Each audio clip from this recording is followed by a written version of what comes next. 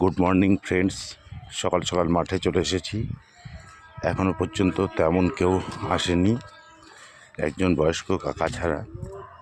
কারণ এটা mega city, আমাদের মতো বনগাঁ শহর নয় যে সকাল 5টার সময়, ছোটোবেলার কথা বলছি আর কি, 5টার সময় উঠে দৌড়াতে যাব। কোথায়?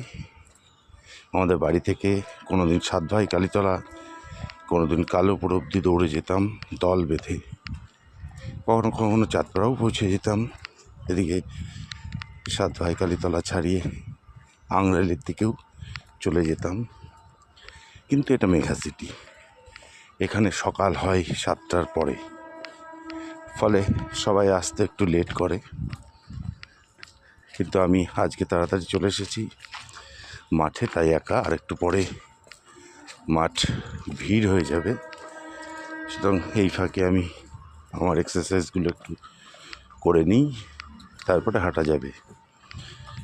সুতরাং এই যে শারীরিক এক্সারসাইজ বা কসরত, এটা কিন্তু এই শহরে এসে শেখা নয়, এটা আমার শহর বনগাঁ থেকেই শিখে এসেছি, ছোটোবেলা থেকেই। এবং এটা অনেক ছোট থেকেই বাবার জন্য করতাম।